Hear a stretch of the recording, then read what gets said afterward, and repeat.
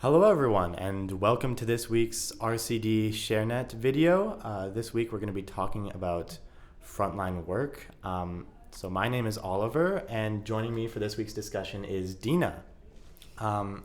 So before I launch into my discussion with Dina, I just want to give you guys a brief definition of what frontline work is. So there's kind of two general meanings that people have when they say frontline work. The first and probably the more common meaning that we hear in the news is when we're referring to kind of the essential services that society has in place to ensure that people meet their basic necessities. And so what are basic necessities? These are things that people need in order to get by in life, to survive. So it's things like food, housing, or things like healthcare, which has obviously been probably the most relevant in the public consciousness in the past couple of years due to COVID. So when we're talking about frontline work, a lot of people use the term to refer to these kind of essential services. But there's also a second meaning that people use when we're talking about frontline work, which is talking about meeting people kind of at the first line of interaction.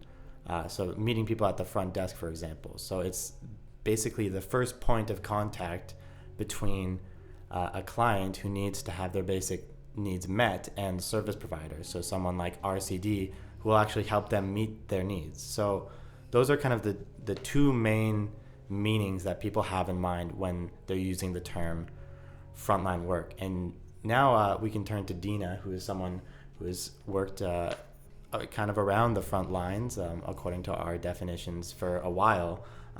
So I wanted to ask Dina, what kind of skills are actually needed to ensure that frontline work is done effectively? I think one of the first things that people need is a smile and the ability to actively listen to a person.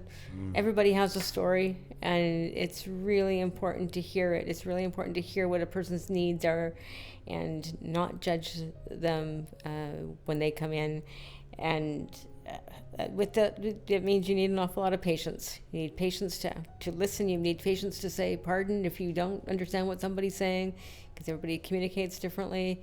You need patience to just, with timing, to sit down and actually really take the time to listen to what a person is saying, and to hear their issues that may not be something that they're not easy to solve, and yet it means everything to them. Mm-hmm. So compassion comes within that. We need to be able to try really hard to feel what that person is feeling, and empathize and feel how important it is to them, and therefore to us, to help them to do the best we can to answer their concerns, or help them to be in help them find what they're looking for. Absolutely. It can be difficult, though, because we do hear some tough stories. People have really hard things, and every one of us has a story one way or the other. And when we hear these things, it's good to empathize. We need to feel and be compassionate, but we also need to have some boundaries.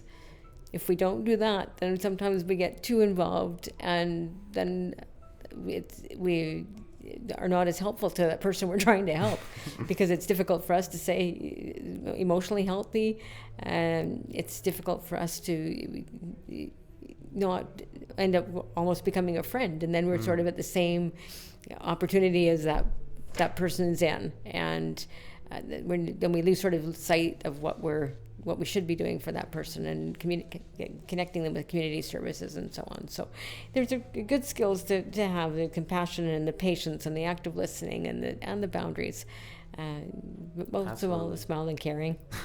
For sure. Yeah, no, I think it is a tough line to walk on the front lines, because as you mentioned, when people are first coming in with their kind of difficult problems, they have a lot of stress on their lives, and it is, as you mentioned, it's hard to hear a lot of these stories. And so, the gut instinct for a lot of people is just to help as much as you can, and just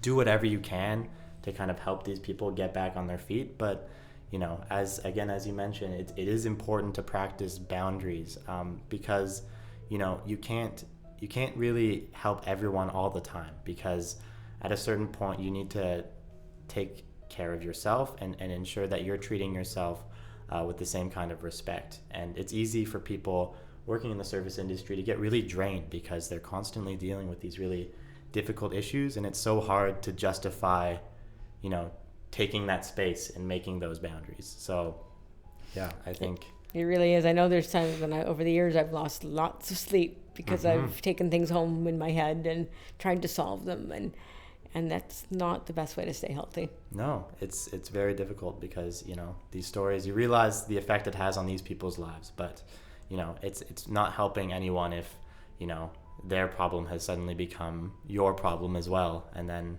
that affects the people around you, and it builds. So while we're trying to help these people, it is important to maintain our own sense of well-being, because if we can't maintain that, then in the long run it makes everyone less able to help. Not helping anyone. You can't sustain it.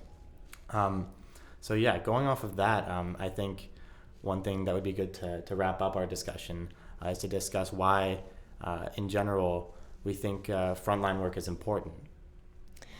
I think people need a place to go. They need a friendly face. They need someone to be able to give them a little bit of hope. Says, maybe try this or try that. And some of those things might work. Let's brainstorm together and see what you can do. Let's connect you with some community services or to have someone. A lot of people just need someone to listen to their story. Absolutely. And be able to empathize with what they're going through, and to say, I hear you, and I believe you, and I believe in you. And I think the frontline worker opportunity has a lot of power in that. And it's a lot easier sometimes to say, haven't got time, in a minute, not now. And I think by saying, okay, let's talk, that can make someone's day or change someone's life sometimes. Absolutely. Yeah. No, to me, it sort of does come down to kind of, there's two big elements to the job. A lot of people might think that providing the service is all it is, but there's the other aspect of making sure people feel heard and feel that their problems are actually being understood by someone else. So I think it comes back to a lot of the skills you mentioned, such as patience and active listening and compassion. When people come in and they're all stressed and anxious and flustered, it's important to make them feel like things are going to be okay.